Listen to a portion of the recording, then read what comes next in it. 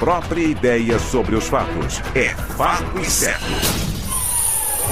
Bandeirantes. Assista a Rádio Bandeirantes Campinas no YouTube. Jornalismo e esporte da sua cidade ao vivo e as transmissões de Ponte Preta e Guarani. youtube.com/Rádio Bandeirantes Campinas. Inscreva-se em nosso canal, ative as notificações e acompanhe a Rádio Bandeirantes onde você estiver. Rádio Bandeirantes. Fechada com você. Fechada com a verdade.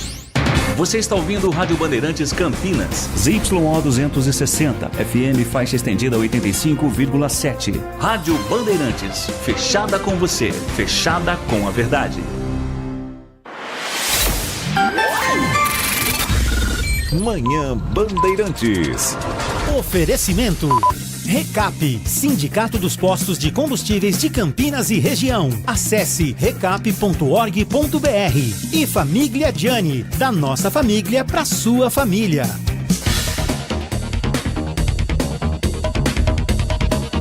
Das horas mais 2 minutos, estamos iniciando mais uma edição do Manhã Bandeirantes, nas férias do Heitor Fredo. Volta, Heitor. Heitor agora está em Miami, né? Obviamente, depois ele vai voltar para o carnaval, ele vai desfilar na Marquês de Sapucaí, e depois ele vem com todo aquele cansaço físico, mas com a cabeça renovada, para tocar o Manhã Bandeirantes aqui a partir do dia 10 de março. Está todo mundo com saudade do Heitor. Enquanto isso, a gente continua por aqui na companhia do Danilo Capucci, também do Leandro Lopes. E você pode... sim, claro, a gerência de jornalismo do Walter Sena, a direção-geral do Rodolfo Neves. Você pode participar conosco aqui mandando sua pergunta para o 971021493. 971021493. Mas, por favor, não mande áudio, não dá para a gente ouvir o áudio. Mande mensagens curtas. A gente lê aqui a sua participação, o seu elogio, a sua bronca, a sua pergunta para os nossos entrevistados. Fique à vontade, faça conosco o Manhã Bandeirantes de hoje. Manhã Bandeirantes que você pode seguir em todos os canais. É só você clicar Manhã Bandeirantes que você entra no YouTube, onde você quiser, sinal de fumaça, é só você clicar Manhã Bandeirantes, você vê a gente lá e você nos acompanha, tá bom? Hoje nós vamos conversar aqui, nossa primeira entrevistada, a doutora Michele Marques de Medeiros, ela é pediatra. Ontem nós falamos sobre os velhinhos, né? O Danilo e o Leandro ficaram felizes, nós conversamos aqui sobre os velhinhos. Hoje nós vamos falar sobre as crianças, o que elas podem fazer, principalmente nesse tempo de calor. Como é que a gente pode tratar dos nossos pequeninos? A doutora Michele já é uma amiga nossa aqui de longa data e obrigado por ter vindo de novo aqui ao Grupo Bandeirantes. Doutora, bom dia. Bom dia, Edson. Obrigada a você pelo convite. Doutora, a primeira pergunta que eu queria lhe fazer é o seguinte: o que a gente faz com os pequeninos nesse calor, doutora? Acho que o mais importante é a gente lembrar da hidratação, principalmente dos bebês, né? A partir dos 6 meses, quando os bebês começam a introdução alimentar, a gente começa a oferecer água, né, para os bebês. Então, e eles às vezes não pedem água, então a gente tem que lembrar de oferecer e às vezes lembrar as crianças também, porque elas estão brincando, estão às vezes distraídas e elas esquecem aí de tomar água. Acho que é uma das coisas mais importantes. Os próprios adultos parece que estão esquecendo de tomar água, né, doutora? É uma coisa estranha, o corpo quase fica pedindo lá, o camarada não vai. Ele tem que tomar água, né? Tem que tomar água. É um hábito que é bom a gente desenvolver aí desde criança. Bom, eu não ia começar a entrevista com essa pergunta, é que o calor está demais aqui, por isso que eu perguntei da hidratação, que é muito importante. Mas eu queria perguntar para você, doutora, se é preciso que a gente se preocupe com a criança antes mesmo dela nascer. É super importante. Acho que uma das coisas importantes aí é que a gestante, né, a mulher grávida, faça as consultas pré-natal e não visando só a saúde dela, né, principalmente visando a saúde da criança. Então, tem várias coisas que a gestante pode fazer já pensando num nascimento saudável. Então, além das consultas, manter uma dieta saudável, tomar as vacinas que são indicadas para gestantes, porque isso ajuda na saúde do bebê depois que ele nasce também. E nada de bebida alcoólica, de fumo, né, doutor? A bebida alcoólica, o ideal é que não seja ingerida durante a gestação, porque um pouquinho de álcool que a mãe toma vai direto, né, para a corrente sanguínea e passa para o bebê que está em desenvolvimento. E ele está todo em desenvolvimento, né, principalmente o cérebro do bebê. Então, o álcool que a mãe ingere pode interferir aí no desenvolvimento cerebral. E fumo também, ele atrapalha a circulação, né, sanguínea, pode atrapalhar o crescimento do bebê. E a gente tem tantos recursos agora para auxiliar a gestante, né, doutora? Lembrando do meu tempo aí, a minha esposa Marley disse assim, olha, ela tem uma irmã que são 10 anos de diferença uma da outra. Ela disse assim, tá certo que eu tô falando lá do século retrasado, mas ela falou, minha mãe estava grávida e eu nem sabia. Que a medicina evoluiu muito, tem muitos recursos à disposição, tem que usar, né, doutor? Tem que usar. A gente tem exames sensíveis, você consegue descobrir a gravidez muito precoce, né? Tem ultrassons que você faz de rotina, você consegue acompanhar toda a evolução do bebê, então tem muita coisa para ser usada. Qual que é o tempo, você falou bem precoce, qual que é o tempo mínimo, assim? Às vezes a moça está com enjoo, não sabe se está, se não está. Qual é o tempo mínimo que dá para descobrir se a pessoa está grávida ou não? Com os exames sanguíneos, 4, 6 semanas já dá para saber. 6 semanas? Um pouquinho, é. Puxa vida. Até aqueles testes de farmácia alguns já dá para detectar, assim. Umas 6, 8 semanas já dá para ver. Aquele não falha. O teste da farmácia? Não é para falhar. Doutora, agora as dificuldades, depois a gente já falou do pré-natal, agora depois que chega um ser novo na casa, aí muda totalmente a rotina da pessoa, né? Do casal, né? Muda. Muda completamente. Muda o sono, muda as prioridades. Então, a chegada de um bebê, principalmente o primeiro bebê, muda completamente a família. Você acha que é por isso que tem muitas moças evitando a gravidez, deixando para ficar grávida bem mais tarde, ou às vezes até optando mesmo por não ter filhos? Você acha que é um medo que tem, ou é uma responsabilidade que aumenta muito quando vai chegar o bebê? Acho que é um conjunto de fatores, assim, né? Tem o desejo de ser mãe ou não, é uma grande responsabilidade, né? Criar, ser responsável pela educação, pela criação de uma criança. Eu acho que as mulheres hoje têm pensado muito nisso, têm pensado nelas como profissionais, pensado na carreira e tudo que isso impacta ali na vida. Então, acho que as pessoas estão mais conscientes da responsabilidade que é de criar uma criança, então elas ficam tentando assim, adequar a vida para esse momento. 10 horas mais 8 minutos, estamos ouvindo a doutora Michele Marque de Medeiros, que é pediatra lá do Hospital Veracruz. Daqui a pouco ela fala também onde é que você pode encontrar para levar o seu bebê para que ela cuide direitinho dele. Agora, doutora, a criança tem que ser acompanhada, vigiada, controlada 24 horas por dia? Pela família, sim? Na verdade, quando os bebês são pequenininhos, eles têm que ser acompanhados bem de perto. Conforme ele vai crescendo, o ideal é que você dê um pouquinho de independência para as crianças. Mas nos primeiros meses, primeiros anos, eles precisam de uma vigilância um pouco mais próxima, assim, né? As crianças são exploradoras, curiosas, né? Então, elas podem estar sujeitas assim, a acidentes, a ingerir coisas que não devem. Então, assim, principalmente nos primeiros anos, é uma vigilância assim, bem próxima que tem que ficar. Você tem filhos pequenos, doutor? A minha tem 9 anos. 9 anos. Então já passou aquela fase de começar a subir as coisas.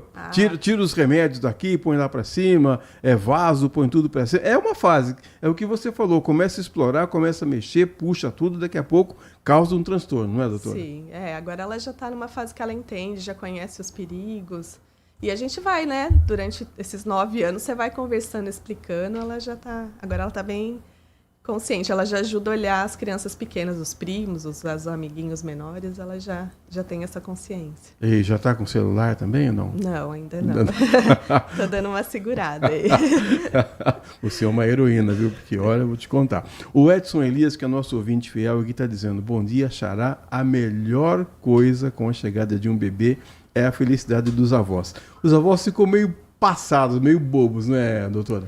Eles falam que avô é pai e mãe com açúcar, né? Nossa. Que é o que pode cuidar, aproveitar sem ter tanta responsabilidade no criar, no educar, em pôr as regras. Então, fala que é um amor multiplicado, né? Agora, doutora, a gente falou aqui da preocupação com a criança quando ela está em casa, mas e quando ela está na escola, ou está na igreja, ou está no clube? Como é que a gente faz para manter essa vigilância aí? Porque a gente não está perto. Quando a gente está perto, a gente segura. A gente até tem mania de prever o que vai acontecer. Não mexe nisso, às vezes até sufoca a criança. Mas quando ela está longe da gente, como que a gente faz? Eu acho que vem da educação que você vai dando para a criança, explicando os perigos que tem.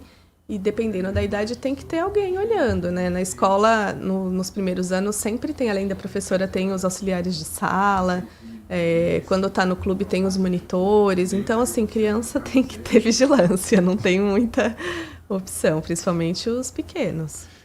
Doutora, independentemente sempre que a gente toca nesse assunto aqui, as pessoas já levam lá para o lado da política. Agora, Tiago, tudo é política, né? As famílias até se dividem, porque você não pode pensar diferente do seu cunhado, do seu tio, que ele tira você do... É impressionante. Tira você do grupo, não olha mais na sua cara. Mas eu quero falar sobre vacina, doutora, porque a vida inteira a gente falou dos benefícios da vacina, a vida inteira a gente vacinou os nossos filhos. Agora, é impressionante como tem muita gente que não está levando os filhos para tomar vacina. Eu queria que você falasse para essas pessoas que a vacina é importante, que as crianças precisam ser vacinadas, doutor. Eu acho que a vacina é uma das maiores descobertas da medicina. Acho que salvou aí muitas vidas desde que foi, né, desenvolvida. A gente, no Brasil, tem um calendário vacinal excelente, né? Quem faz as vacinas no SUS, no posto, está coberto. Muda a vida das crianças, a vacina. Então, é uma coisa super importante. A gente tem doenças graves que são preveníveis por vacina e elas têm eficácia, têm segurança comprovada. Os efeitos adversos assim, são raros e pequenos. É muito raro alguém ter algum problema com vacina. Não tem como comparar o problema que a doença causa com o possível problema que uma vacina pode causar. Então, a gente vê todos os dias crianças internadas, graves no hospital, por doenças que são preveníveis por vacina, por exemplo, por Covid. A gente tem muito mais caso grave de Covid em adulto e em idosos, é verdade isso, mas a gente tem caso grave em criança e é uma doença prevenível por vacina. E aí é muito triste a gente ver uma criança grave no hospital por uma doença que você consegue prevenir por vacina.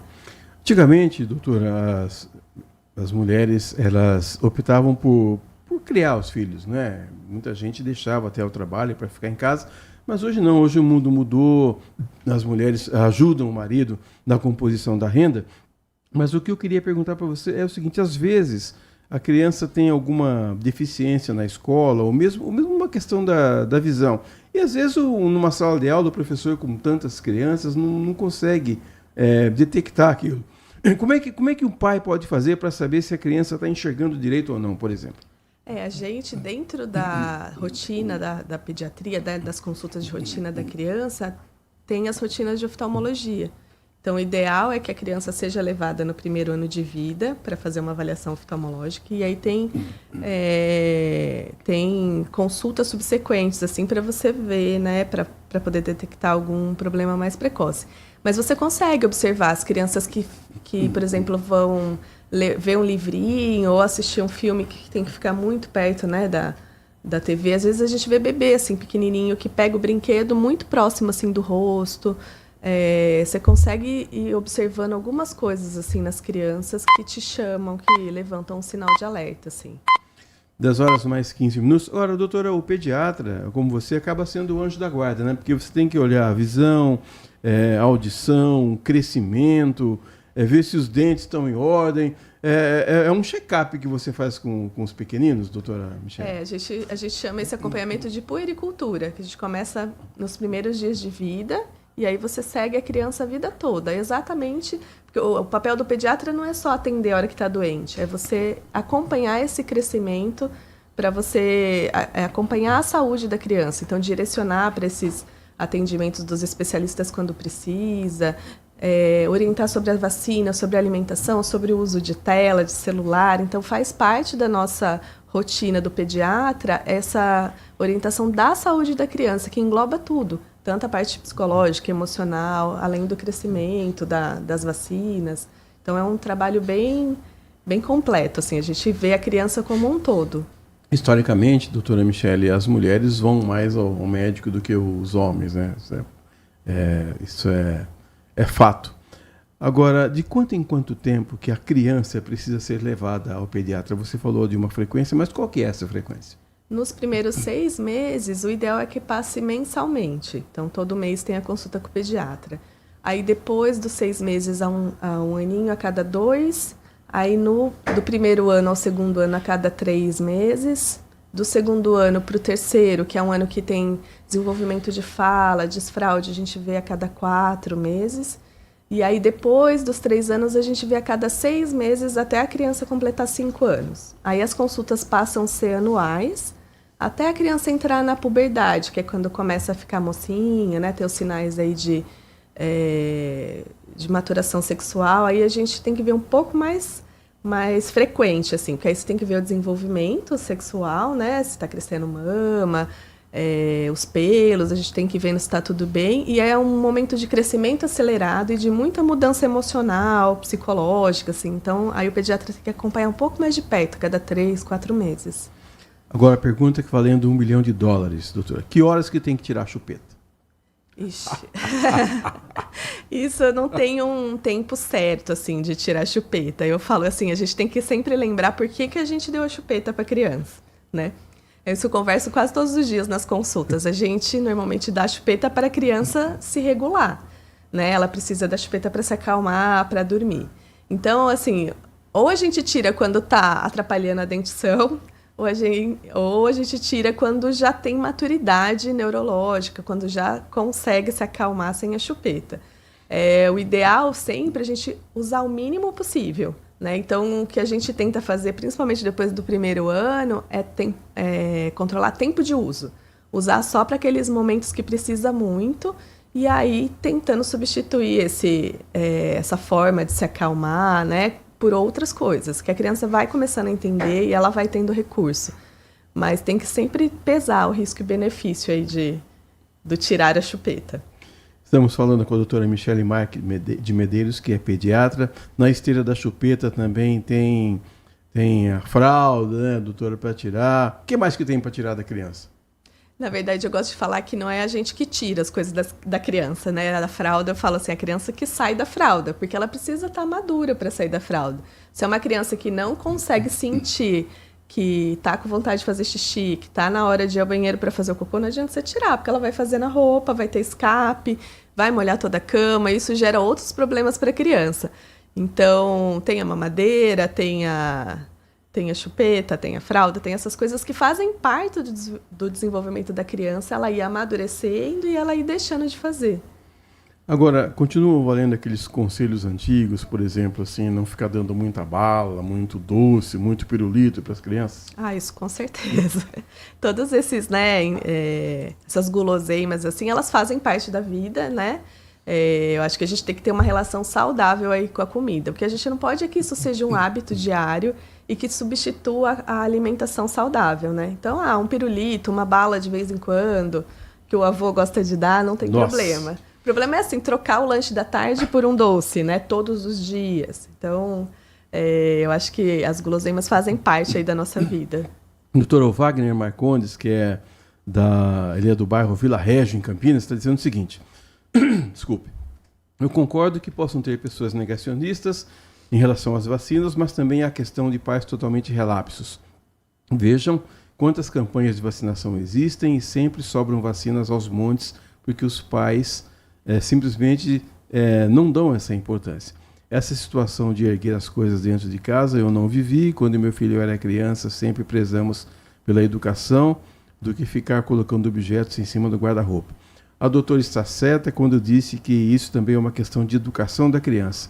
Agradeço pela participação, por ler a minha mensagem. Excelente entrevista, doutor. É o Wagner, do bairro Vila Régio, em Campinas. Concordo com tudo que você disse. Legal, obrigada. Agora, doutora, o Unicef desenvolveu uma espécie de um manual, isso já tem algum tempo, acho que 1 ano, 2 anos mais ou menos, cuidados para o desenvolvimento da criança na primeira semana.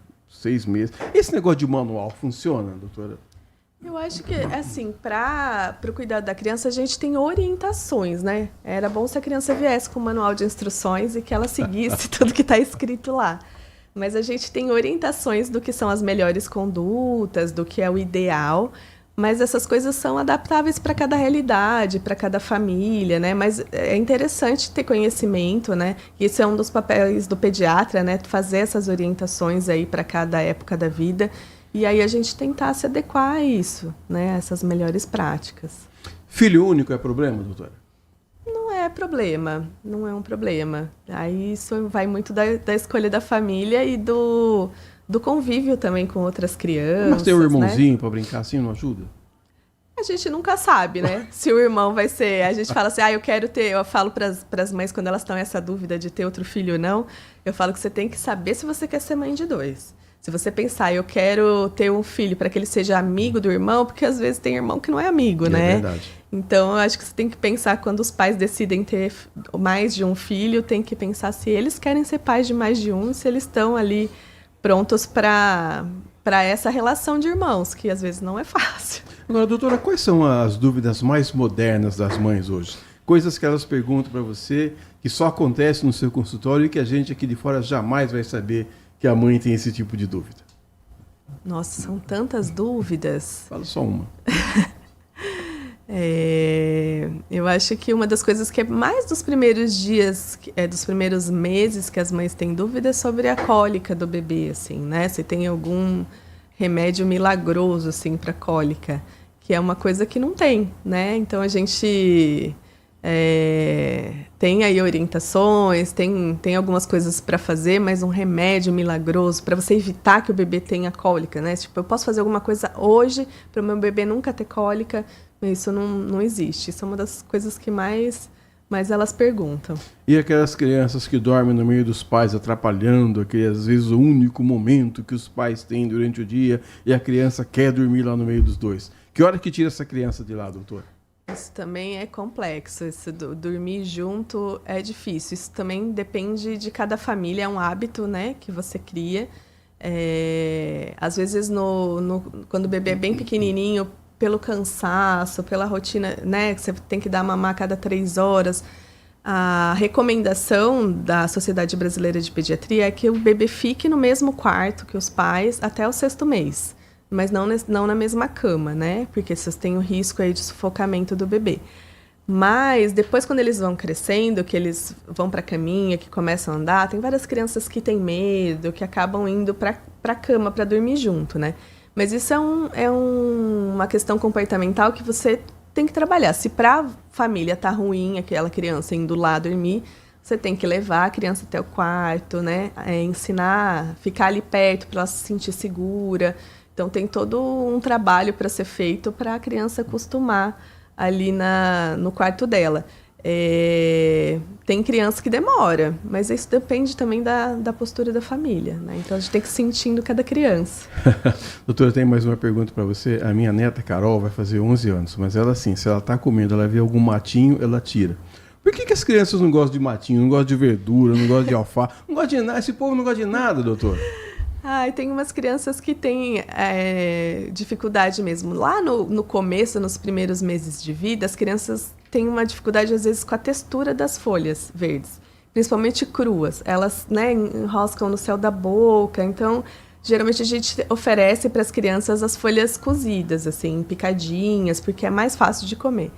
Conforme eles vão crescendo, eles vão passando por fases de seletividade. Às vezes, eles querem escolher o que vão comer, mas isso também é uma questão comportamental, que a gente tem que ir ensinando. Às vezes a gente tem que mudar a forma de apresentar, que eu falo assim, às vezes a criança não gosta, não está comendo nenhuma fruta, mas às vezes você corta a fruta de uma forma diferente, em forma de estrelinha, então você torna um pouco mais lúdico, você vai mudando aí o hábito da criança. Mas isso vem assim, não quero folha, você tem que mostrar que você come, porque tem muitos pais que também não comem, né?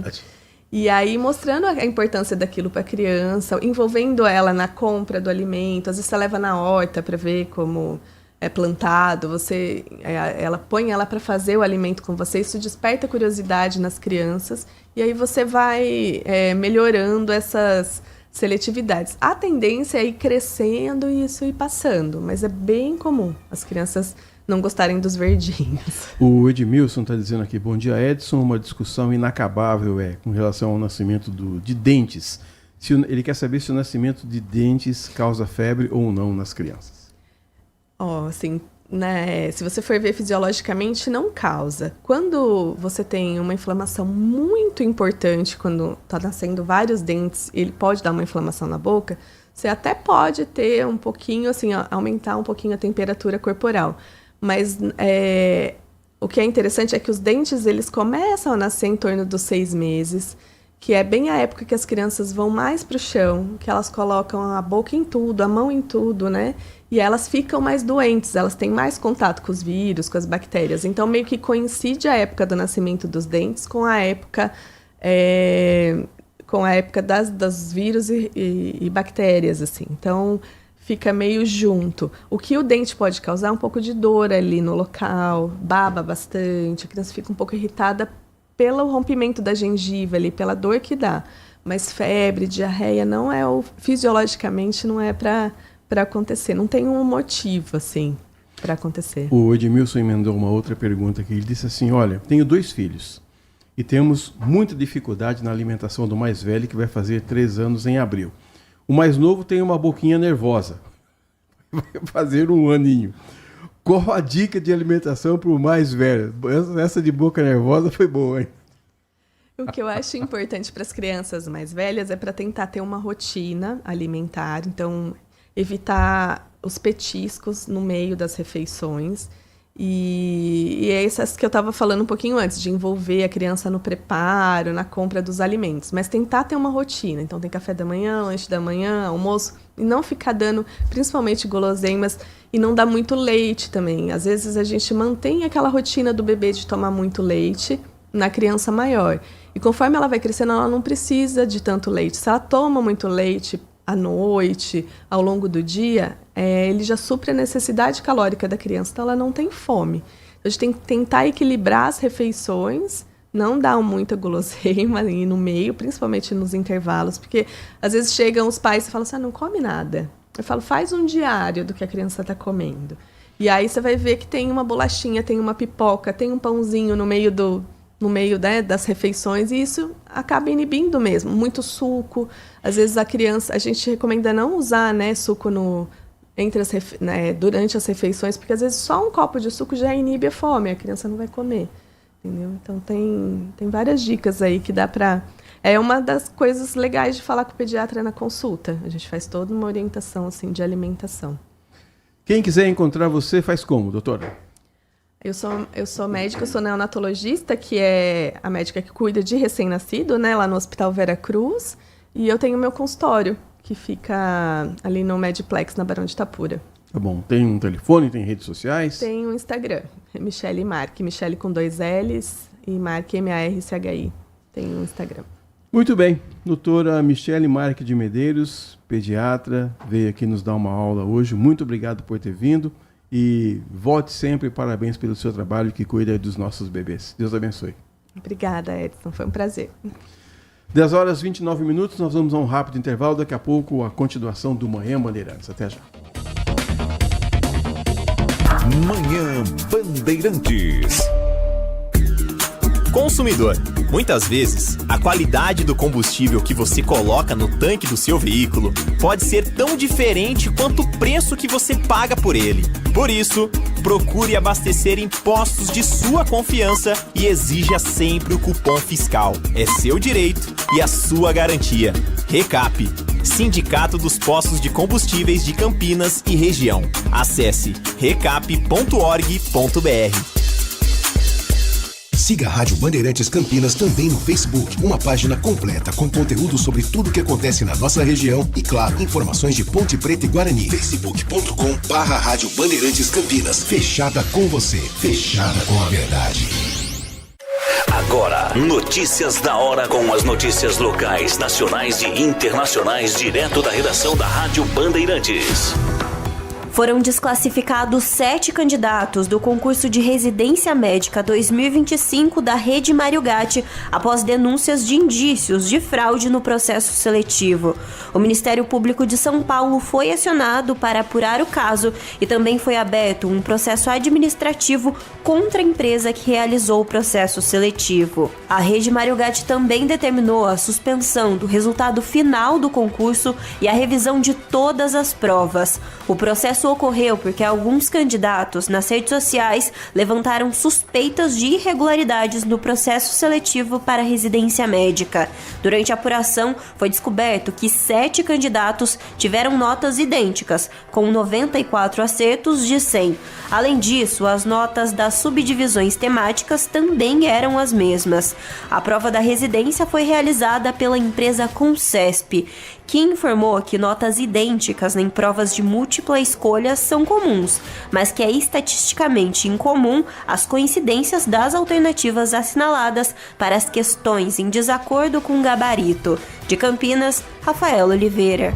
Você ouviu Notícias da Hora, aqui na Rádio Bandeirantes. Se você é um verdadeiro apaixonado por futebol e não quer perder nenhum lance do seu time do coração, então prepare-se para as melhores análises e entrevistas exclusivas. É hora de entrar em campo com os donos da bola, com Carlos Batista, que reúne as últimas notícias e lances dos times do interior paulista. Cobre os principais campeonatos regionais, seja no campo ou nas quadras. De segunda a sexta, a partir do meio-dia, na tela da Band+.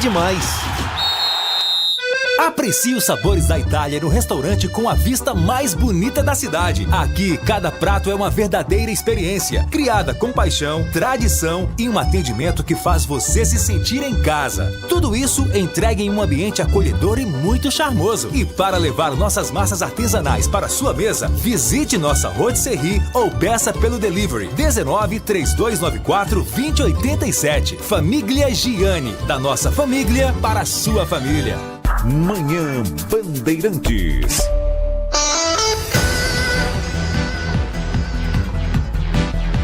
Das horas 33 minutos, voltamos com Manhã Bandeirantes. Mas tá calor, hein? Olha, eu vou contar uma coisa pra vocês. Eu sou chato pra dormir. Sim, né? Porque no outro dia eu transpiro muito, a patroa reclama que fica a fronha, o lençol. Mas a Nath Luquezzi, que vai falar pra gente da previsão do tempo, eu quero saber até quando eu vou ter que aguentar esse calor, Nath. Pois bom dia. Bom dia pra você, bom dia a todos os ouvintes aqui da Rádio Bandeirantes. Pois é, o calor continua, a onda de calor que vem afetando aqui a região todinha segue sem dar trégua e provavelmente até o final da semana você vai sofrer, sim, temperaturas extremamente elevadas e, inclusive, de acordo com o CEPAGRE, que é o Centro de Pesquisas Meteorológicas e Climáticas aplicadas à agricultura da Unicamp, a máxima pode chegar aí em torno de 37 graus.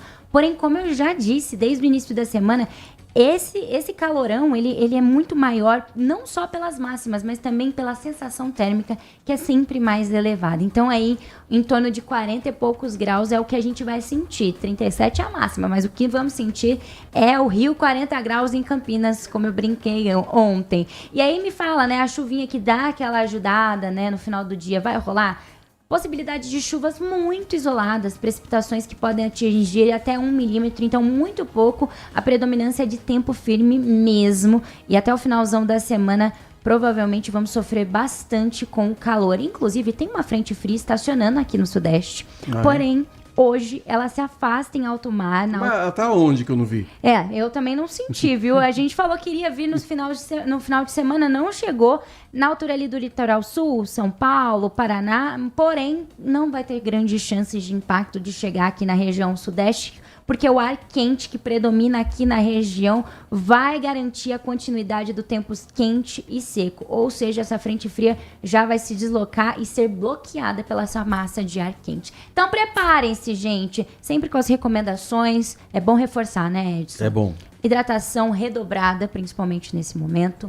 Vamos evitar exercícios físicos das 10 às 16 horas, então das 10 às 4 horas da tarde aí. Evitar exercício físico ao ar livre, passear com os cãezinhos logo pela manhã ou final da noite. Assim a gente passa por essa onda de calor de uma maneira mais tranquila. Eu aprendi mais 2 coisas. Qual? Ontem. Usar soro fisiológico. É boa. Que é importante. Muito. E eu não sei se você conhece, mas a gente que é mais antigo tinha um negócio na casa da gente chamado bacia. Bacia. Não é de sua época. Conheço. Não é de sua época. Colocar bacia com água. Para umidificar os ambientes, ajuda. Com certeza, ajuda demais. Tem umidificadores de ambiente com valor bem acessível hoje em dia também, então, muito bom. Vamos aproveitar essa onda de calor da melhor maneira possível. Obrigada, e amanhã eu trago mais atualizações. Obrigado, volte sempre. Essa foi a Nath Luquezzi às 10h36 falando sobre o calor. E agora nós vamos falar aqui com a Laírce Cardoso. A Laírce Cardoso é terapeuta. E a Laírce eu conheço já há algum tempo. Eu não gosto de ficar falando há quanto tempo que você conhece as pessoas, que eles começam a fazer conta para descobrir a idade. Então, eu conheci a Laírce ontem, né? Mas a Laírce faz um trabalho espetacular, que ela trata da importância das relações humanas, né? O autoconhecimento na vida pessoal, na vida profissional. Eu queria dizer que perguntar para você se você está contente com a influência que você está tendo sobre as pessoas e com os conselhos que você está repassando com as pessoas diante de tudo aquilo que você já aprendeu nos últimos tempos, Laírce. Bom dia, obrigado por ter vindo. Bom dia, Edson. Muito obrigada pelo convite. Relacionar-se é uma arte. Aprender a saber relacionar com as pessoas, porque a gente se relaciona o tempo inteiro, né? Com todas as pessoas. Na casa, no trabalho, onde quer que a gente esteja, nós estamos relacionando com pessoas. E aprender esse conceito é algo que nos liberta de muitos pesos e de obrigações que a gente acredita que tem, né? Então, é um trabalho que me deixa muito grande, muito orgulhosa desse retorno. E quando as pessoas descobrem este valor, elas têm uma mudança significativa na vida. Então, é um presente esse trabalho para mim. Mas o que eu queria perguntar para você, Laírce, é se as pessoas, se elas são obrigadas ou condicionadas ou necessariamente precisam mudar algumas características. Porque tem muita gente que eu já conheci de um jeito, de repente você encontra a pessoa e diz assim, olha como essa pessoa mudou. O que ela mudou do jeito que ela era antes e que ela está sendo agora? O que nos leva à mudança e o que nos leva para boa mudança, né? Porque tem várias mudanças. Tem mudança boa e tem mudança ruim. É isso também. O que nos leva à boa mudança é aprender a se conhecer, é o autoconhecimento. O conhecer, o se transformar, é se libertar realmente de alguns pesos. Quando eu falo de pesos, é porque a gente vai colocando a nossa... como obrigação mudar o outro. Então, vamos pensar num local, num ambiente de trabalho ou em qualquer outro lugar que a gente esteja se relacionando com pessoas. Eu não gosto do jeito que a pessoa fala. Aí a gente quer mudar aquela pessoa. Eu não gosto do jeito que a pessoa escreve. Quero mudar. Eu não gosto... Então, não é obrigação nossa mudar o outro. A obrigação de cuidar de si mesmo, de mudar, de olhar o que ela precisa mudar, é de cada um, né? Eu sempre brinco que as pessoas têm que aprender a deixar de ter o síndrome da Gabriela, né? Eu nasci assim, eu sou mesmo assim. Você sempre assim. Você sempre assim. E a gente não é nunca a mesma pessoa. Amanhã eu não vou ser mais a pessoa que eu fui hoje. Ter a consciência de que as mudanças vão nos transformando, nos levando para um lugar melhor, nos trazendo sucesso para a nossa vida, deixando a nossa vida mais leve, é o pulo do gato. É você entender e aprender a viver. Agora, Laírce, por que tem palavras tão difíceis de serem pronunciadas, como, por exemplo, desculpa ou por favor? Você sabe que isso é algo que vem de muito longe, né? Qual é o primeiro sistema que nós vivemos? Nós vivemos em sistemas. Empresarial, educacional, religioso. E qual é o primeiro sistema que nós vivemos? É o sistema familiar. E é do sistema familiar que nós trazemos para a nossa vida crenças, padrões de comportamento, que vai nos moldando a ser a pessoa que nós somos. Pedir desculpas, muitas vezes, está preso lá nos padrões de comportamento da nossa infância, da forma como nós fomos criados, da forma como nós fomos ensinados a ser, né? E muitas vezes pedir desculpa é algo muito dolorido. Porque e é uma coisa que você tem que aprender, a pessoa tem que treinar, ela tem que ser treinada, alguém tem que colocar na cabeça dela que ela pode pedir desculpa, que ela pode pedir por favor, que isso não é o fim do mundo. Sim, que nós somos imperfeitos e tudo bem, que nós temos imperfeições e tudo bem. Nós não precisamos ser 100% certo, né? Eu brinco com o pessoal que eu trabalho e falo, olha, tem dia que a gente levanta para o samba, e aí nós vamos sambar. E tem dia que a gente levanta para o tango, então vamos sofrer, sofrência total. A gente não precisa ser 100% certo, né? E entender que nós temos falhas, que nós somos humanos e que nós somos imperfeitos é o melhor caminho para a gente começar a nossa transformação como pessoa. E sem querer sem querer prever o futuro, nada disso, às vezes você se arrepende por não ter tentado reatar um relacionamento. Às vezes não dá tempo, sim, né, Laís? Sim. Né? Quantas vezes a gente vê isso, né? As pessoas no último momento da vida ou numa situação trágica falam, nossa, nunca mais eu vou fazer isso, nunca mais eu vou passar por isso. E novamente ela está passando por aquilo. Né? Muitas vezes as pessoas perdem a oportunidade, né? E se relacionar é isso, é olhar e fazer o que precisa ser feito. Né? Eu digo assim que criança faz birra, deita no chão, rola para fazer o que quer. Adulto que quer sucesso, que quer ser próspero, que ter uma vida boa, tem que fazer o que precisa ser feito. E às vezes isso tem um preço, né? Sim, muito alto. Né? Estamos falando com a terapeuta Laís Cardoso. Laís, o Adriano Vermelho, que é um nosso ouvinte fiel também, ele diz que o medo, no conceito geral, o medo de violência, medo de se relacionar, medo do fracasso, enfim, o medo, apesar de nos manter vivos, pode comprometer a nossa capacidade de nos relacionar. Como é que é possível vencer esse medo? Quais são os dois maiores medos do Eu tenho medo de morrer. Eu vou dizer para você que esse não é o seu maior medo. Não é? Não é. Qual que é? A gente não tem medo de barata, a gente não tem medo de morrer. Eu não tenho medo de barata. Sabe quais são os dois maiores medos do ser humano? Quais são? O medo de não agradar e o medo de não ser suficiente. É verdade? A gente está o tempo inteiro querendo agradar. O tempo inteiro a gente está pedindo aprovação. E o tempo inteiro nós estamos querendo ser perfeito. Né? E esses são os dois maiores medos. E são esses medos que travam as pessoas. Quando eu sei que eu não preciso agradar, quando eu me liberto dessa necessidade de agradar a todo mundo, de ser perfeito, de agradar a todo mundo e de ser perfeito o tempo inteiro, esses medos que ele se referiu aí, o Adriano, eles vão deixando de ter sentido na vida da gente. Na verdade, a transformação ela vai acontecendo quando a gente descobre que tem algumas coisas que não tem mais sentido. É isso que vai transformando. Eu tenho uma opinião aqui do Joel Amorim, é uma opinião dele, a gente lê aqui as opiniões, as participações, ele diz assim, olha, a perfeição é burra e chata, não gera aprendizado e cai na monotonia. Mas o ser humano também não é perfeito, não é, Laís? Não, é exatamente isso que eu estou dizendo. Né? A gente precisa entender que nós não somos perfeitos. Eu falo que assim, melhor o mal feito do que o não feito. Ficar esperando que nós vamos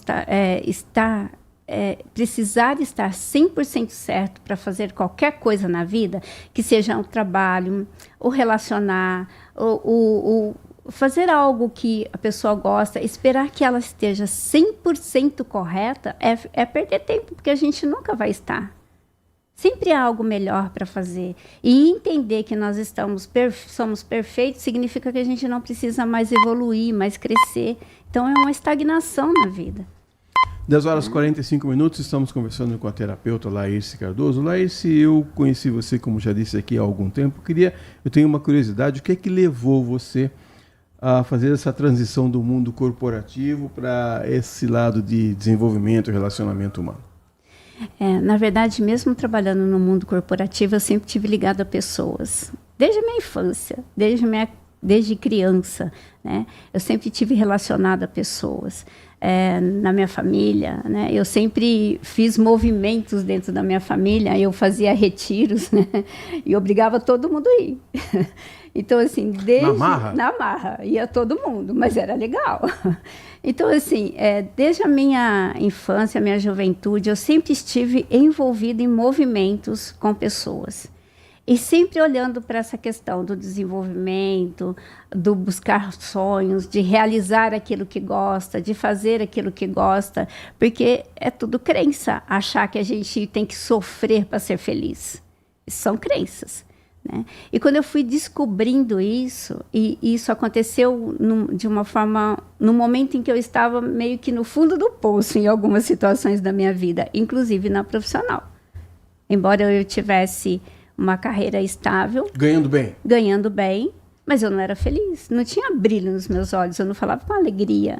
Eu levantava e ia trabalhar. Cumpria horário. Eu levantava e ia trabalhar. Aí, num dado momento da minha vida, né, eu sofri um acidente e eu precisei ficar afastado da empresa por um tempo, afastado das minhas atividades. Esse foi o momento em que eu comecei a olhar e falar, nossa, eu tô... Como a gente brincou uma vez, né? Eu tenho mais passado que futuro. É verdade. É o meu caso. E aí eu falei, mas o que eu tô deixando aqui na minha vida? O que eu realmente fiz aqui com prazer, né? E foi aí que eu comecei a estudar. Porque não é simplesmente falar, eu vou mudar, amanhã sair mudando feito louco. Não, eu comecei a estudar. Estudar muito, questão de relações, inteligência emocional, o que isso pode transformar na vida das pessoas. Comecei pela minha transformação, comecei a me transformar, comecei a crescer em algumas coisas, e aí eu falei, opa, acho que eu gostei desse negócio. Você sabe que você está falando isso, eu estou lembrando, eu trabalhei durante muito tempo, 10 anos numa empresa, e assim, você trabalha naquela empresa, é o mesmo ônibus, senta no mesmo lugar, conversa o mesmo assunto. Exatamente. Entra semana, sai semana, a mesma coisa. O churrasco é com as pessoas as implicações com os outros tudo que igual, te incomodam. Tudo igual. Aí eu saí da empresa. No meio do caminho para casa, falei, puxa vida, chorei um pouco, falei, puxa vida, o que é que eu vou fazer agora? Sabe o que eu descobri? Que existia vida fora daquela empresa. Exatamente, que descobri que tinha vida fora da caixinha daquela empresa. Foi isso que eu descobri, vida. Agora, de que forma? Agora, para isso, Laís, eu imagino que também tenha que ter uma boa dose, ou uma dose total de autoconhecimento, sim, né? Sim. Como é que o autoconhecimento pode, sim, impactar a vida da pessoa mesmo e de outras pessoas ali ao redor? O autoconhecimento, ele te transforma. Quando você sabe quem é você, o que você quer, qual é o caminho que você quer chegar, ele te transforma. E eu falo que assim, vai acontecendo uma seleção natural ao seu redor. Pessoas vão saindo, porque não cabe mais na sua vida. Coisas, projetos que você acreditava que era sem aquilo, sem aquilo você não conseguiria viver. Você vai vendo que não tem mais sentido. Então, a primeira coisa realmente é preciso se conhecer, né? Buscar o autoconhecimento. Como que a gente busca o autoconhecimento? Se conhecendo, né? Para isso, a gente tem profissionais que nos ajudam. Não dá para a gente entender e falar assim, agora eu vou me conhecer e pronto. Não, eu preciso, sim, de ajuda de profissionais, né? Eu vou contar rapidamente um caso de uma paciente minha, que era muito interessante. Ela foi um modelo, assim, para mim. Ela tinha uma vida razoavelmente boa, casada, tinha filhos, um marido com uma situação financeira boa, um bom trabalho e tal. E ela foi me procurar porque ela não era feliz. Ela precisava descobrir, ela precisava entender por que ela não era feliz. Então, todos os dias, todas as sessões, ela chegava para mim e dizia assim, não, tá tudo bem, tá tudo certo, meus filhos são bacanas, meu marido também é um homem bonito, um homem agradável, mas eu não sou feliz, né? E ela dizia isso todas as vezes, a gente trabalhava. Aí um dia eu dei uma folha de papel para ela e disse assim para ela: faz favor para mim, faz uma lista aqui do que te faz feliz. E aí ela ficou com aquela folha de papel para lá e para cá, devolveu para mim e falou: desculpa, eu não sei. Eu falei: então, se você não sabe, como é que ele vai saber como te fazer feliz? Como te ajudar, né? Pode ser até que ele esteja tentando, mas você não sabe o que te faz feliz, então... Agora, Laís, quando eu estava conversando com você, uns dias atrás, aí, antes da nossa entrevista, você falou uma coisa que eu percebo que está acontecendo muito, o fato das pessoas estarem protelando algumas decisões, deixando para frente. Você usou um termo lá que é bonito na língua portuguesa, que é a procrastinação. A gente quase não usa, mas as pessoas estão sistematicamente fazendo isso. Por quê? Porque elas não têm tempo, porque não têm coragem, porque deixa como tá para ver como é que fica. Fica isso. Na verdade, quando a gente fala em procrastinação, a primeira palavra que vem, o primeiro pensamento que as pessoas têm é que procrastinação é preguiça, né? E não tem nada a ver. O preguiçoso, ele não tem nenhuma motivação. O procrastinador, ele só não sabe como fazer isso.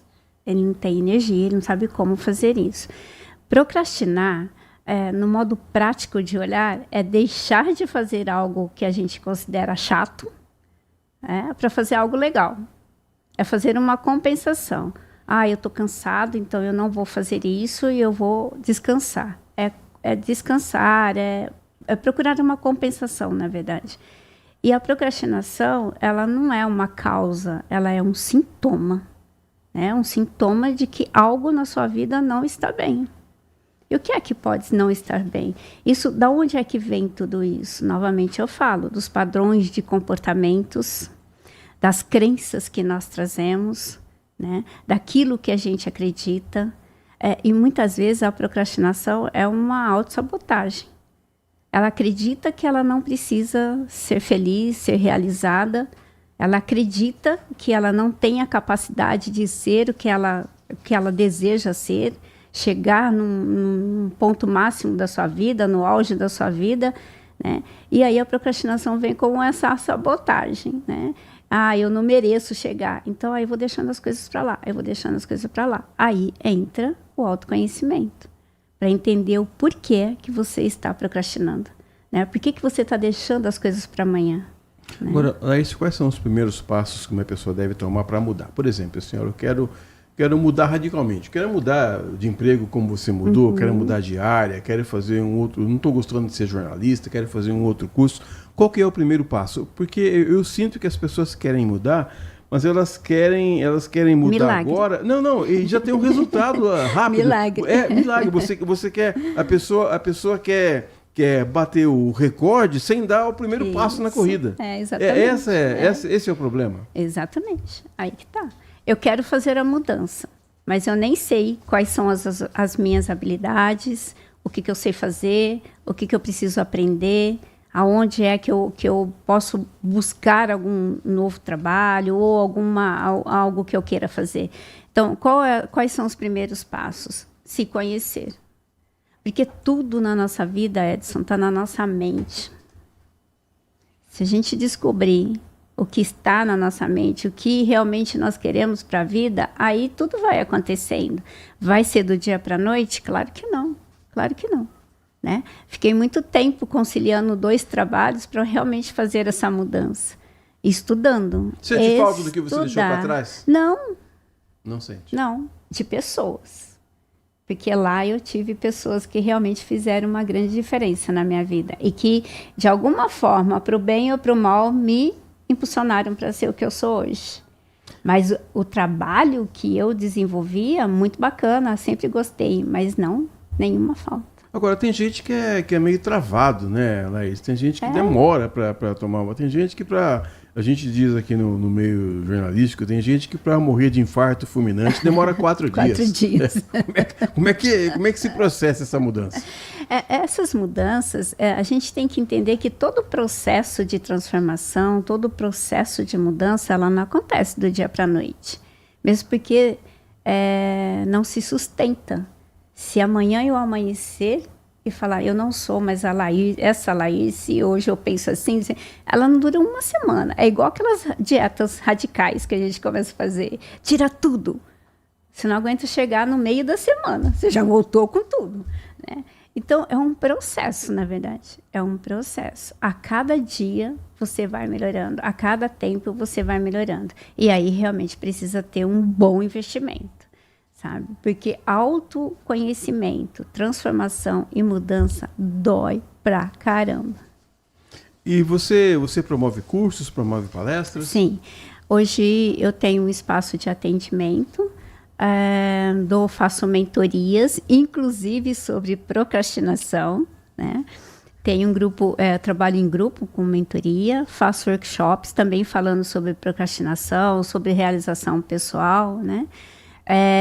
E tem alguns outros projetos que estão vindo por aí. Daqui a pouco eu volto aqui para te contar. E tem algum evento próximo aí que você queira divulgar? Tenho um workshop que vai acontecer agora no dia 29 de janeiro. Ele está sendo divulgado...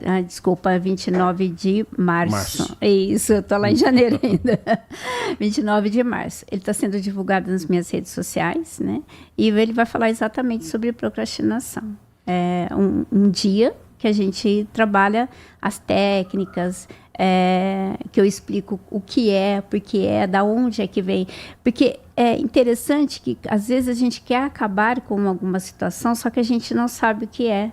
Se eu quero acabar com o inimigo, eu preciso entender que inimigo é esse, o que ele faz, por que ele faz comigo, né? Então, é esse o trabalho que eu faço no workshop. E onde é que vai ser? Quanto é que custa? O workshop é gratuito. Nós estamos fechando agora no dia 29 de março. É um cowork que fica lá na Chácara Primavera, na rua Emerson Freire. E é um espaço bem gostoso lá, assim, um espaço bem, bem dinâmico. Quantos que nós dias? Trabalhamos. Um dia só? É um dia só, isso, é um dia só. Daí, se quem quiser encontrar você nas redes sociais, quiser divulgar um WhatsApp, quiser divulgar aí um Instagram, quem quiser te achar mais, faz como? O meu Instagram é Laís Cardoso, oficial. Lá tem muito material, né? E, como eu disse, tem mais alguns projetos vindo por aí. Nós estamos abrindo aulas que eu vou começar a fazer durante toda a semana. Ainda estamos fechando isso, mas logo em breve eu já começo também a divulgar isso. Ô Laís, eu tô achando que eu tô ficando muito feio porque eu tô ficando careca. Tem jeito isso? Trabalhar a imagem? Você ajuda? Sim, com certeza. Com certeza. A calvície a gente não tem como resolver. A não ser um transplante, não tem jeito, né? Mas a gente por dentro dá para mudar. Isso, muito. Eu sou a prova viva disso. 10h58, conversamos aqui hoje com a terapeuta Laís Cardoso, já passou aqui os contatos. Se você quiser, só você... Qual que é o Instagram mesmo? Laís Cardoso Oficial. Volte sempre. Muito obrigada. 10h58, nós vamos a um rápido intervalo, daqui a pouco a gente volta com Manhã Bandeirantes dessa, deixa eu ver aqui, terça-feira, né? Terça-feira, dia 18. Ai, meu Deus, estou acertando tudo hoje. A gente volta já. Você está ouvindo Manhã Bandeirantes. Oferecimento. Recap, Sindicato dos Postos de Combustíveis de Campinas e Região. Acesse recap.org.br. E Família Gianni, da nossa família para sua família. Estamos no Instagram. Segue agora, @Rádio Bandeirantes Campinas. Fechada com você. Fechada com a verdade. LG Mota Imóveis. A imobiliária campeã em vendas apresenta LG Mota Meg Store. O shopping de imóveis de Campinas e região. Uma mega estrutura no coração do Cambuí. Na Avenida Coronel Silva Teles, 387, esquina com a Rua Coronel Quirino. São 60 empreendimentos no mesmo lugar, direto dos principais incorporadores do país. São imóveis comerciais e residenciais. Para moradia ou investimento, nosso telefone é 19 3722 7740. E nossas redes sociais, @LG Mota Imóveis. Assista ao programa Circuito Imobiliário todo sábado, às 8h30 da manhã, na Band Mais TV. E ouça na Rádio Bandeirantes toda sexta e sábado às 10 da manhã. O nosso maior patrimônio é o nosso cliente.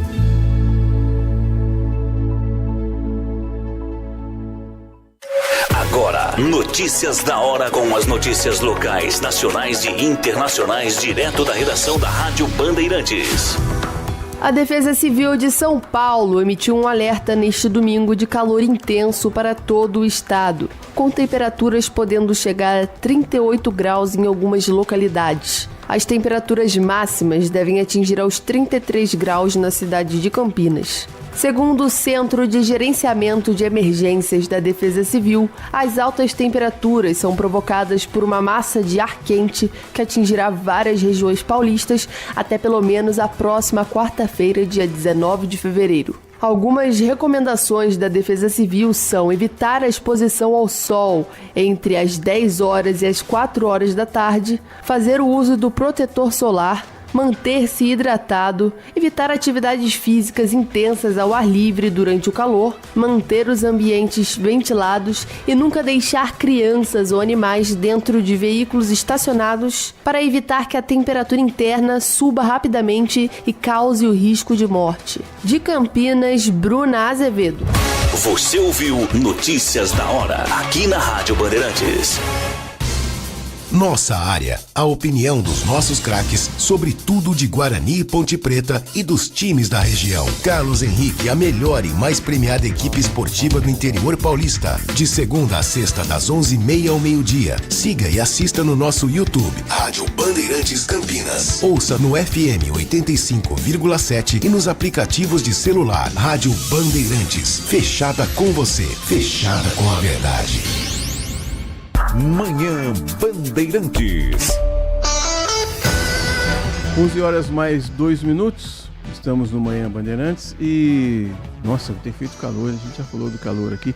A repórter Lucimeire Ramalho fez uma reportagem ontem falando sobre o aumento de 30% na venda de sorvetes, sucos. Só de sorvete o aumento foi de 20%. As pessoas estão procurando se refrescar de alguma forma. A Nath Luquezzi já falou aqui pra gente usar o protetor solar, usar o umidificador de ambiente, soro fisiológico, mas a Lucimeire Ramalho fez uma reportagem bacana que nós vamos acompanhar agora no Manhã Bandeirantes.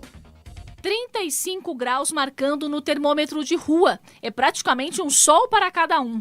Ainda tem gente que mesmo assim não abre mão do exercício físico, mas depois, para recuperar as energias, só mesmo aquele suco gelado. Tá muito quente, então um suquinho aqui geladinho, com abacaxi, limão, tudo de bom para repor energia e deixar a gente hidratado. Quem fica feliz com isso são os comerciantes da Lagoa do Taquaral. Por aqui, o liquidificador não para. É um suco atrás do outro. Aumentou uns 30%, tá muito bom. E o calor tem tudo a ver também com o sorvete. O consumo aumentou demais. E aí, quem produz tem que se virar para dar conta de atender a demanda.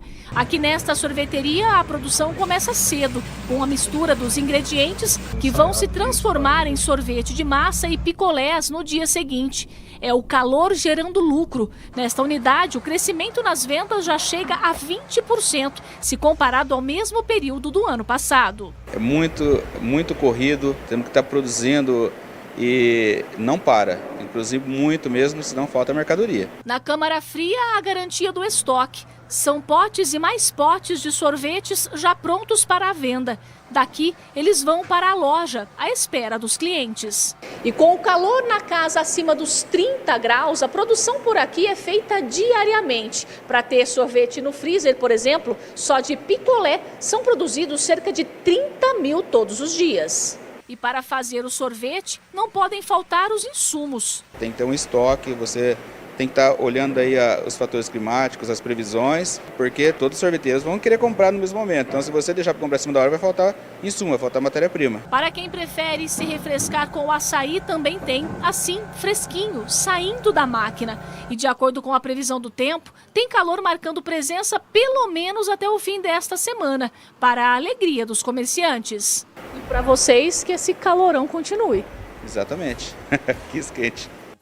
11 horas mais 4 minutos. A Lucimere trabalhou bastante ontem, viu? Ontem ela também fez uma matéria dizendo que a Páscoa ainda está um pouco distante, mas também o comércio de ovos de chocolate está a todo vapor. E essa é a reportagem que nós vamos acompanhar agora, às 11 horas mais 5 minutos.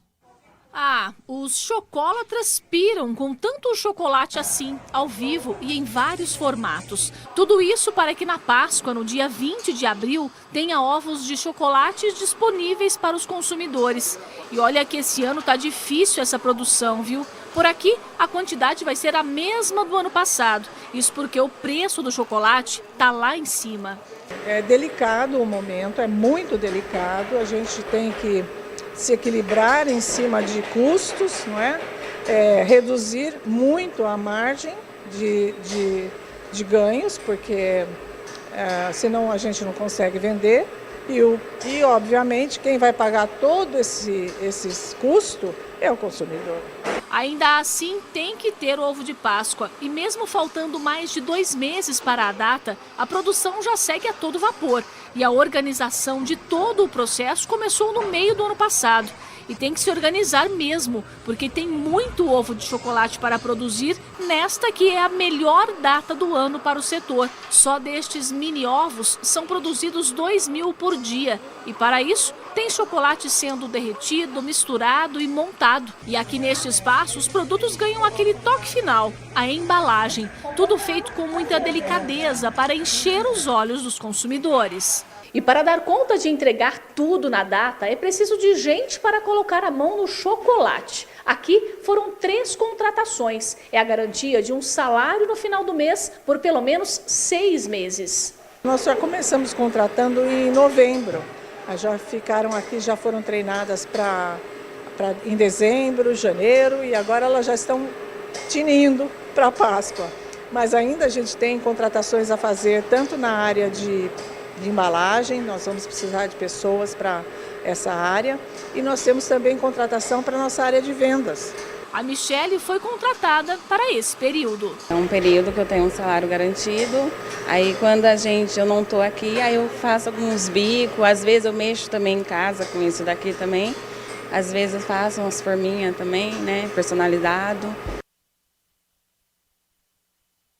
Ok.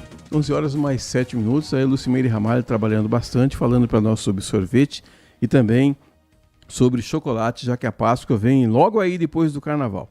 Nós estamos aqui fazendo contato com o Dr. Leôncio Queiroz Neto, que é o diretor executivo do Instituto Penido Bournier, e o Dr. Leôncio interrompeu as consultas lá para poder conversar um pouquinho com a gente sobre a saúde dos olhos, e eu queria agradecer já o Dr. Leôncio por participar conosco aqui do Manhã Bandeirantes. Dr. Leôncio Queiroz Neto, obrigado, bom dia por participar conosco. Bom dia.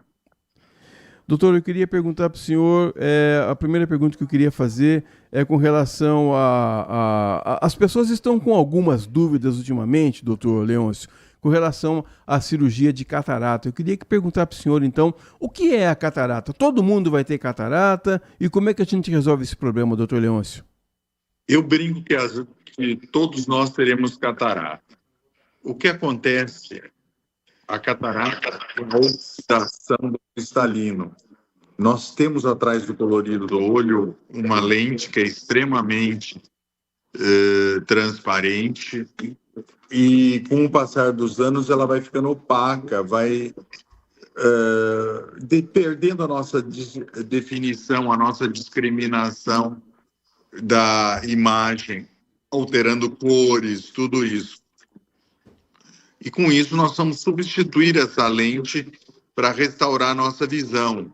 E hoje nós conseguimos restaurar até mesmo corrigindo a miopia, a hipermetropia e até a presbiopia, que é a visão de perto, além do astigmatismo.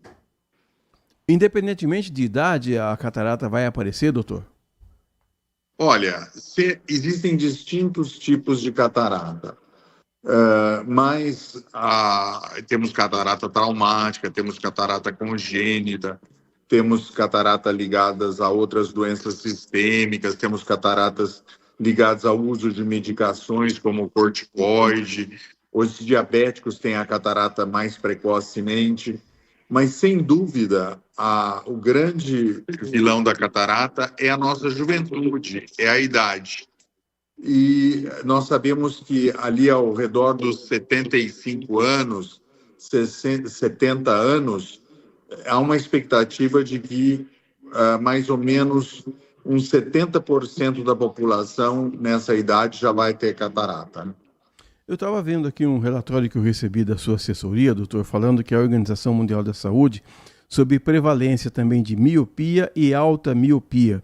Em 2020, éramos quase 7 milhões com alta miopia, caracterizado por erro de refração igual ou maior de 6 graus, ou dioptrias, que é o nome técnico. Nós teremos aí um aumento de quase 40% de pessoas com problema de miopia. E essa pergunta que eu fiz para o doutor Leôncio é saber por que tem tanta gente com miopia até 2030, doutor Leôncio.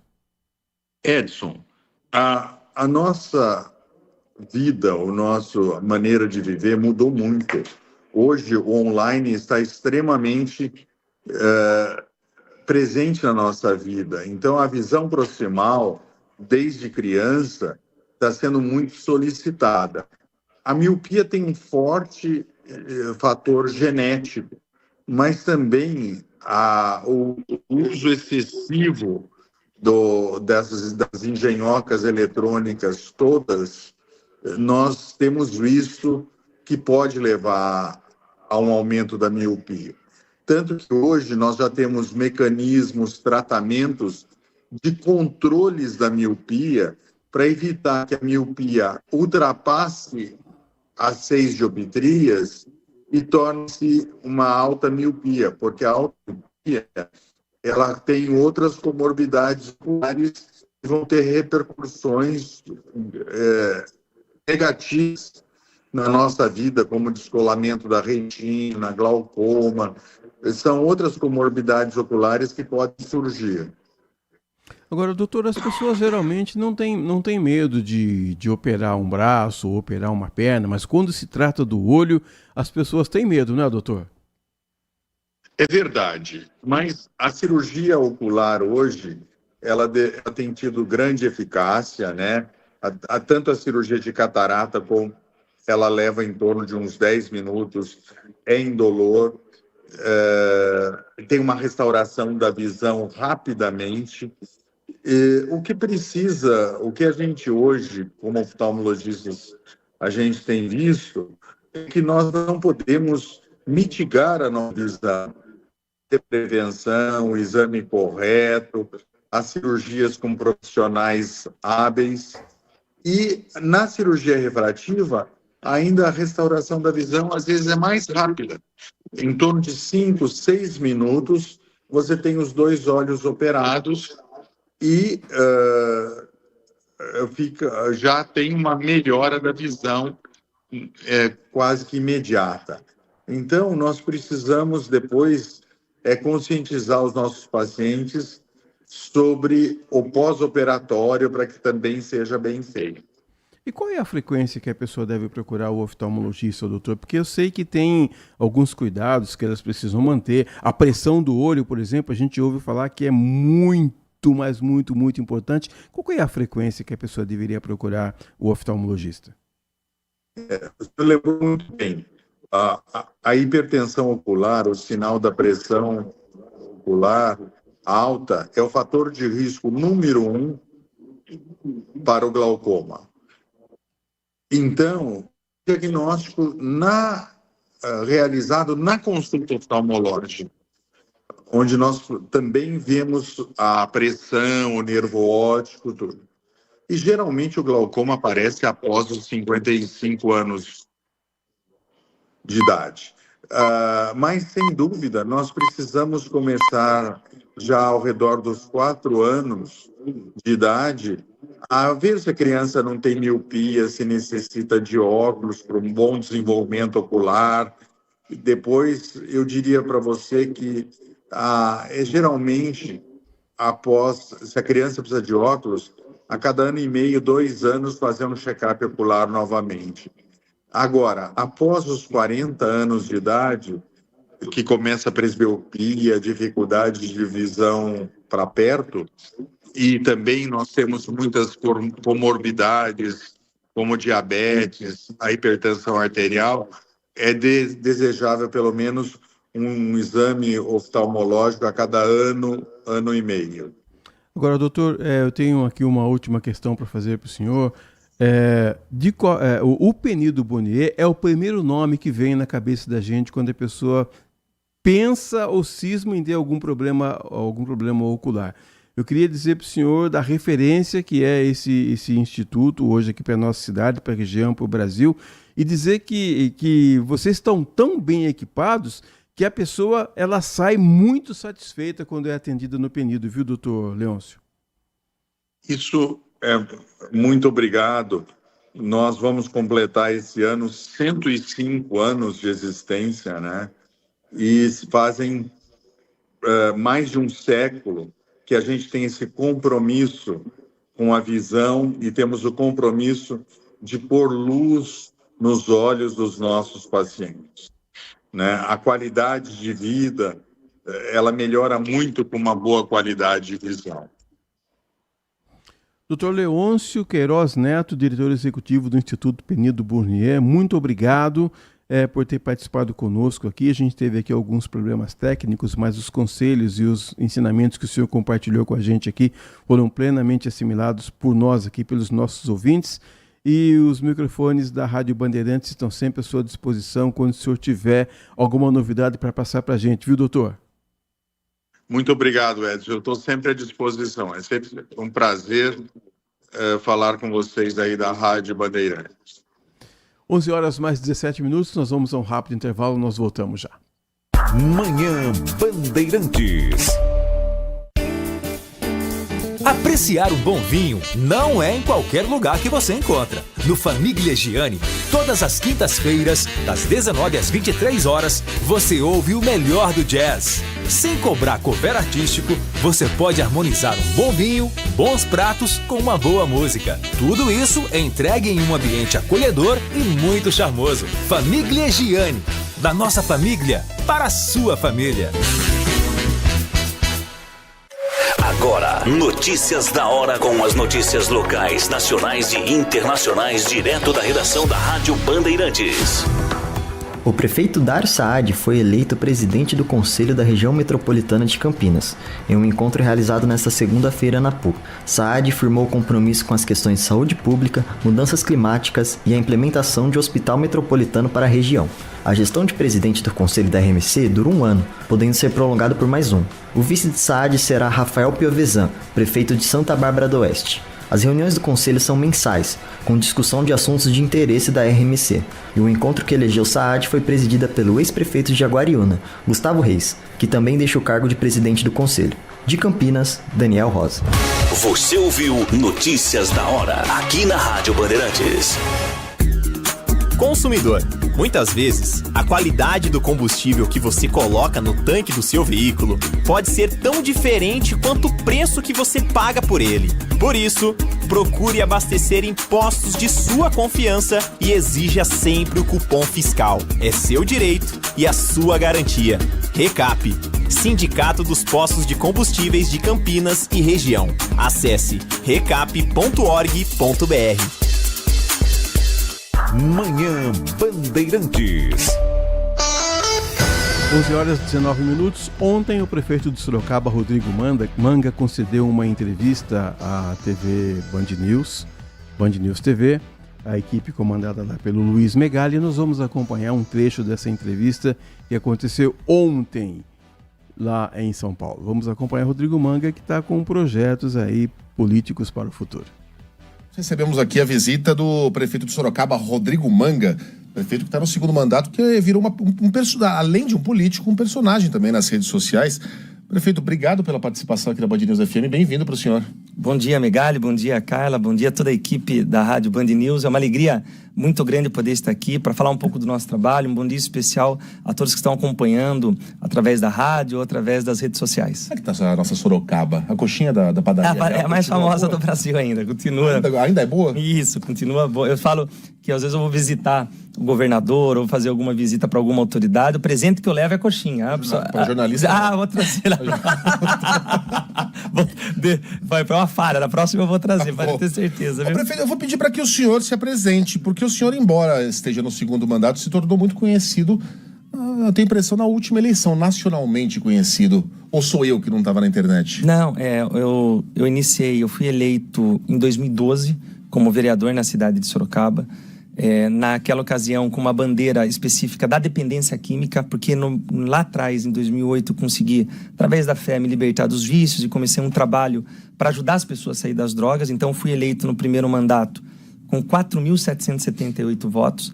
Aí nós iniciamos um trabalho que expandiu essa questão não só da dependência química, mas um trabalho de atendimento à população toda quarta-feira no nosso gabinete, que foi crescendo. Abrimos um escritório político que passou a atender 400 pessoas semanalmente e ampliamos a frente de trabalho como vereador. Tentamos quebrar aquele paradigma de que o político só aparece na época da eleição. Aí veio a reeleição em 2016 para vereador, com 11.471 votos. Foi então a maior votação da história da cidade de Sorocaba. Aí eu fiquei como presidente da Câmara nos 2 primeiros anos desse segundo mandato e disputei o cargo de prefeito contra a prefeita da época. Venci no segundo turno, bem apertado, com 52,5%. E agora veio a reeleição e nós vencemos no primeiro turno com 74% dos votos. Então, acho que uma característica importante nossa é um trabalho de ficar próximo da população.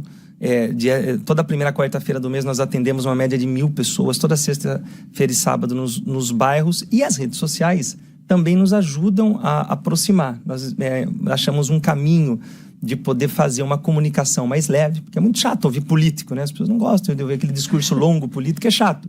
Então, como que nós iríamos mostrar o trabalho que nós estamos fazendo na cidade de uma maneira mais leve?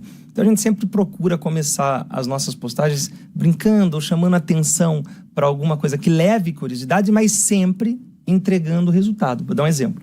Nós fizemos um desassoramento no rio Sorocaba que não acontecia há quase 20 anos e contratamos ali dragas flutuantes, dragas anfíbias para poder fazer. Se eu faço um vídeo, olha, aqui no rio agora estamos desassoreando para diminuir o risco de enchente, e ninguém assiste. O que nós fizemos então? Colocamos um espetinho em cima da draga, eu com uma Juliette, com colete, alguém chega e fala: o prefeito tá fazendo churrasco? Eu falo: não, estou mostrando o desassoramento do rio. Aí deu 10 milhões de visualizações. E nesses últimos dias, aconteceu que ela furou a bolha da cidade. Então, o povo sorocabano já acompanhava o trabalho, mas graças a Deus, que é primeiramente tudo para a glória dele, furou essa bolha da cidade e acabou que tem sido replicado, e nós temos sido procurados por políticos de outras cidades, inclusive do estado, para conhecer os projetos de Sorocaba devido à comunicação nas redes sociais. Essa comunicação não cria alguns ruídos? Por exemplo, quando a pessoa entra lá e vê a propaganda, claro, de um projeto real, mas aí ao lado tem um vídeo lá do senhor dizendo que o Donald Trump vai para Sorocaba. Não cria uma zona cinzenta entre o que é uma brincadeira e o que é uma comunicação real? No começo ela assustou muito. As pessoas, eu lembro que na campanha eleitoral nós tínhamos a equipe nossa de marketing tradicional que e nossa equipe para fazer o trabalho das redes sociais, que é bem simples, com um celular, com os meninos que trabalham comigo e de uma maneira bem... Posso aproveitar e perguntar de quem é a ideia? É sua ideia? É dessa equipe? De todos nós. Então, a gente fica vendo tendências, quais são as trends, e os meninos vão dando ideia, a gente pega algo que deu certo na rede social, que não seja político, e fala: vamos trazer isso para encaixar num assunto que nós queremos divulgar, e vai indo. Então, no começo assustou. As pessoas falam: poxa, acho que foram feitas pesquisas, é melhor você não fazer isso, pode confundir, pode tirar a seriedade. Mas depois acabou tendo um efeito contrário de outros políticos passar a copiar. E o resultado? É lógico que não é só as redes sociais. Eu tenho falado isso nas entrevistas. Não adianta você fazer um trabalho que você chame atenção e divulgue nas redes sociais se você não tiver entrega.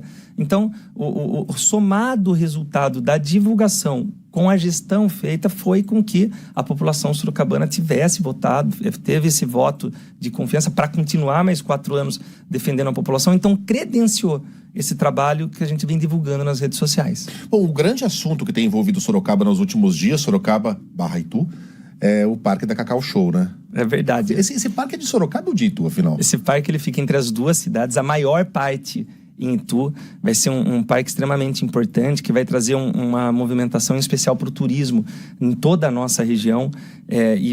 Nós fizemos foi muito engraçado isso, porque logo que acabaram as eleições, eu recebi uma série de mensagens, não consegui responder todo mundo, e daí eu tirei alguns dias de descanso com a minha família e fui para Orlando. E lá, eu vendo o celular, estava lá Vanessa Morenos Paique, que ela é uma diretora do Cacau Show. Ela falou: Manga, eu tô tentando falar com você faz tempo, o Ale queria, que é o Ale Costa, que é o CEO da Cacau Show, queria te visitar para falar do parque que vai ter em Sorocaba. Eu falei: Sorocaba? Eu falei: parque é em Itu. Daí eu respondi para ela, falei: Vanessa, me atende agora, liguei. Eu falei: desculpa o horário. Ela falou: eu vi que você falou que o Parque Sorocaba. Ela falou: Manga, o parque ele vai a sua maior parte em Itu, mas vai ter uma área que nós compramos já em Sorocaba. Então a entrada principal do parque será por Sorocaba, os hotéis do parque vão ficar por Sorocaba. Eu falei: poxa, a gente precisa divulgar isso, precisa trabalhar isso. Ela falou exatamente que eu tô querendo me reunir, porque a gente precisa de obras de infraestrutura. Eu falei: olha, eu estou em Orlando e quando eu voltar, então nós conversamos. Ela falou: Manga, eu estou em Miami com a Lê. Vamos participar de uma feira de parques. Falei: poxa, vamos nos encontrar. Aí no dia seguinte, nós nos encontramos numa lanchonete ali em Orlando. O Ale, a Vanessa, eles anunciaram. Já fiz uma reunião online com a minha equipe de infraestrutura lá. E falei: preciso divulgar. Falei: como que eu vou divulgar isso? Falei: vai ter Disney em Sorocaba. Aí foi a chamada, gerou uma grande repercussão. E aí nós explicamos. É isso aí, o prefeito Rodrigo Manga anunciando a Disney em Sorocaba. E ele que está, dependendo da conversa com o partido, pensa em ser candidato também. Uma possibilidade de ser candidato ao governo do estado, dependendo da decisão do atual governador Tarcísio de Freitas. 11h mais 27. Quero agradecer demais a sua audiência, a sua paciência, a sua companhia nesta terça-feira. Amanhã, às 10 da manhã, estaremos de volta com mais um Manhã Bandeirantes. Um grande abraço, fiquem com Deus. Tchau.